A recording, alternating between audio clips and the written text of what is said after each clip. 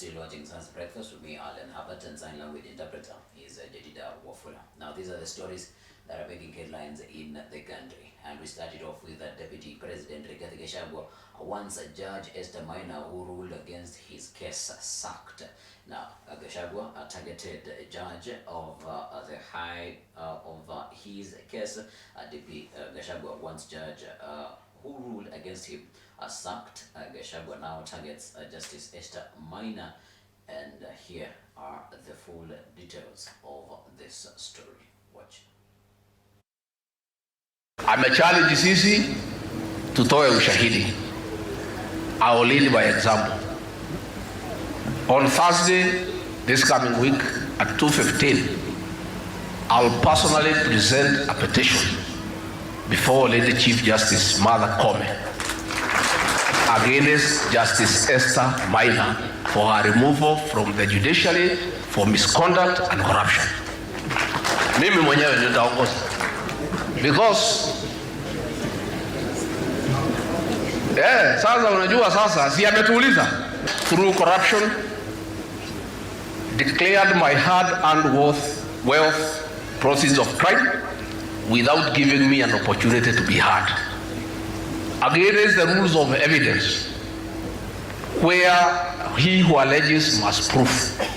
We made an application to cross-examine the investigator, akakataa kwa sababu anajua there is no case. Na evidence tuko nayo vile ilifanyika. Chief Justice aambie wa Kenya how many complaints have been filed against the judicial officer. Story now to an alarming story here as a probe as a dismembered body of a woman discovered in Roysambu Airbnb. And these are the full details. In a disturbing development, police in Nairobi are currently investigating the suspicious death of an unidentified woman whose dismembered body was discovered in an Airbnb residence in Roysambu. Now, the shocking sequence of events began when a male guest in charge of booking the room returned the key early on Sunday morning before abruptly disappearing. Now, the manager of the Airbnb property, Rispa Muthoni, revealed that the unknown suspect had secured the room on Saturday, January 13th at 3 p.m. And continuing with the story, Muthoni told the media that as per the police, once payment is made, guests are entitled to an uninterrupted stay until the scheduled checkout time. So it was not until Sunday morning that the massacre discovery was made after the caretaker reported finding suspicious polythene bags and a blood-soaked bedsheet on the staircase. After multiple futile attempts to receive a response, Muthoni and her team entered the unlocked room where everything appeared normal, save for blood stains at the door. They then made a report at Kasarani police station. According to Muthoni, the police were given the suspect's identity as well as relevant CCTV footages from a nearby location where he picked the premises keys. Here.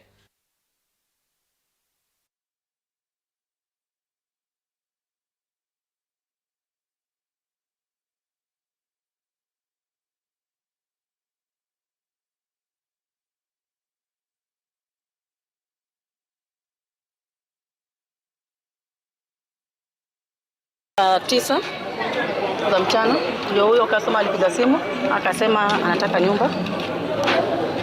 Kama tu venye si ufanya, tukamwambia pale tenda chukua ufunguo. Akachukua ufunguo na akatulipa. Sasa kutoka hapo tushughulikangi na customer tena. Tunawachanga mpaka kesho saa 4 za asubuhi ndio tutakuja.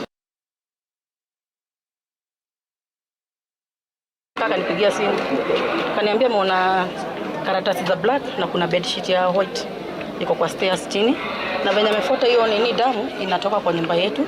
Tukuje tubishie huyo client ndio afungua tueleze nini alikuwa anachinja. Hapo chini kaka kufungua hiyo kitu imekatwa kama imekatwa na musumeno juu hakuna damu hata kwa nyumba. Imekatwa na hapa yote hii na hapa. Kishingo hakuna. Then hii imekatwa na hapa. Hii pia hapa. Sasa hii imewekwa kwa jwala moja, hii jwala moja. Hii ameweka mkono, imewekwa hivi, ikaongezwa kwa jwala lingine, ndio ikafungwa kwa ni sasa hivi alikuwa anataka kutoka nayo. Operate BNB bila CCTV camera. Kitu kama hiki kifanyika, next time we'll take action. Umeelewana? Umeelewa. Kila mtu lazima. From that, now Raila has faulted the church for being silent amid the judicial attacks from President Ruto and his office. Now the opposition leader wants the church to speak out and have a stand against what he terms as rampant attacks towards the judiciary by the president. Here member of the Anglican Church, but sometimes I feel embarrassed to see the Anglican Church silent in the face of a lot of what you can call immorality and unfairness in society. And to tell those who are in power today, the people are hurting. The people are hurting. They don't seem to understand. It is not a question of just raising taxes. It's yes, your debts. People who are masquerading as true Christians. People who are talking about liberation the people from poverty, from ignorance, and so on, have turned to be the oppressors of the. And away from that story, now to petrol diesel prices dropped by Kenyan shillings 5 bob. Now the Energy and Petroleum Regulatory Authority on Sunday reduced the price of super petrol and diesel by Kenyan shillings 5. Now EPRA said in a statement that over the next month, beginning January 15th, kerosene will retail at Kenyan shillings 4.82 shillings less. As a result, super petrol in Nairobi will retail at Kenyan shillings 207.36 cents per litre, while diesel will go for 196.47. Kerosene will meanwhile cost Kenyan shillings 194.23 shillings per litre.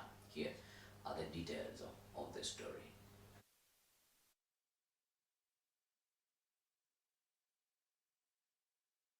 Story, we come to the end of the news that are making headlines in the country. When we come back, we're coming back with stories that are making headlines in the dailies. Keep it silent.